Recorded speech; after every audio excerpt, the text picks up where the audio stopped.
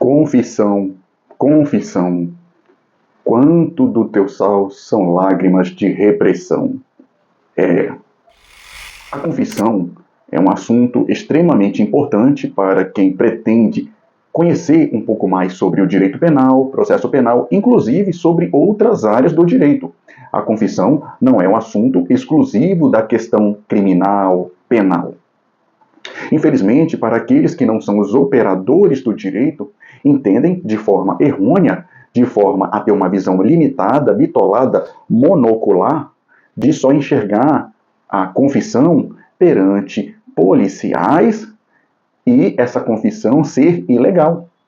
Porém, contudo, não é só por esse lado do prisma que devemos enxergar. A confissão existe dezenas de formas de se olhar para ela. É como um carro que você olha à frente dele, está bem lavado, o pneu está com um pretinho, brilhoso. Todavia, quando você abre o capô, o motor está estragado, está fundido.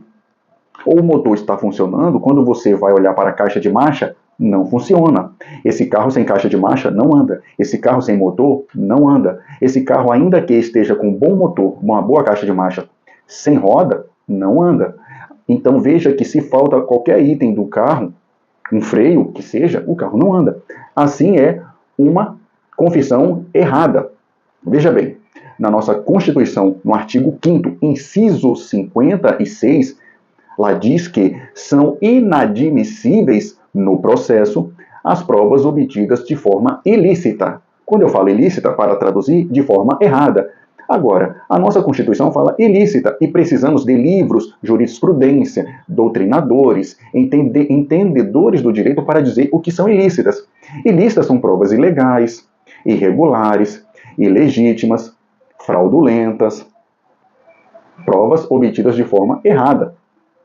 Por exemplo, uma pessoa que confessa ter praticado um determinado crime que não praticou mediante uma tortura. Essa tortura pode ser praticada por qualquer pessoa, tá? Outra coisa, criemos uma historinha aqui, uma história hipotética. Digamos que uma pessoa tem um desafeto, um inimigo, que mora numa região distante, num sítio, porque o xingou, chamando de cabeça de abóbora, e essa pessoa, com raiva, chega para um amigo dela e fala: olha, eu quero matar fulano com essa arma aqui, vou matar de noite, só que eu não quero ser preso. Você, que é meu amigo do peito, parecido com uma história que a gente já viu aí, de Minas Gerais, essa pessoa fala: eu vou te pagar 100 mil reais para você assumir a autoria desse homicídio que eu vou praticar. Você aceita? A pessoa: por 100 mil? Eu assumo até mais.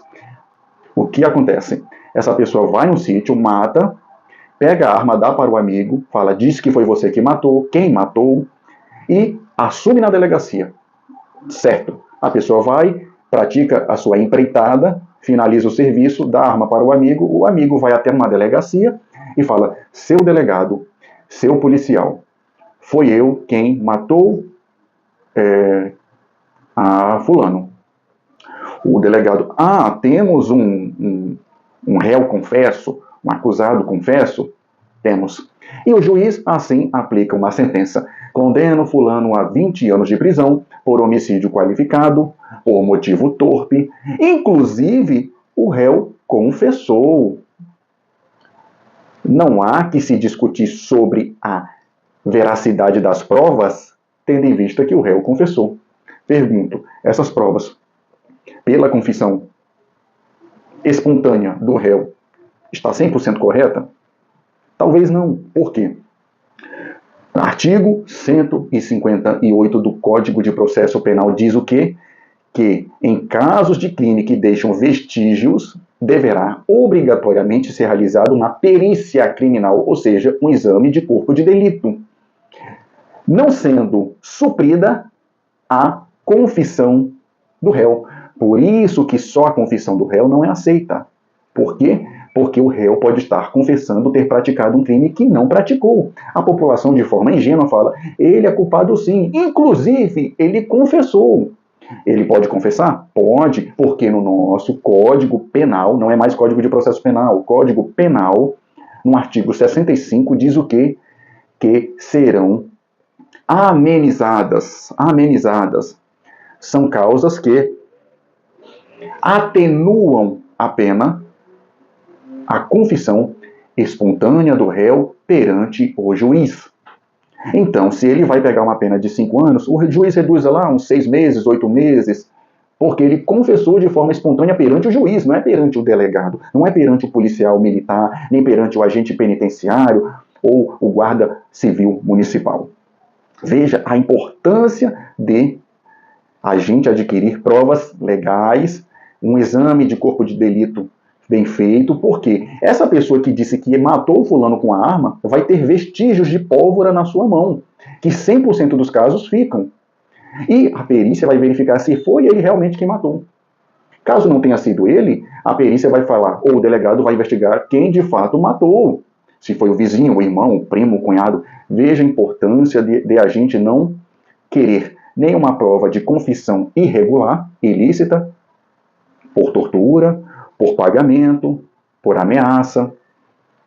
E, durante o vídeo, eu falei da confissão, dos meios de prova ilegal obtido pela confissão, pela tortura, na nossa Constituição, no nosso Código de Processo Penal, que a confissão espontânea não supre uma investigação pericial, e a confissão espontânea atenua a pena, de acordo com o nosso Código Penal, durante a dosimetria da pena, durante uma condenação pelo juiz. Então, a confissão não pode ser obtida de qualquer jeito. Inclusive, uma confissão por tortura deverá ser desentranhada de um inquérito policial e as provas obtidas pela confissão ilegal, ou seja, o fruto da árvore envenenada deverá o que ser afastado também. Veja, tudo isso com base em cláusula pétrea no nosso artigo 5º da Constituição Federal de 1988. E para finalizar o vídeo de hoje, que já está bem longo, veja que eu estou pegando como base fundamental princípios constitucionais. Constituição a nossa de 88. Estamos em 2024.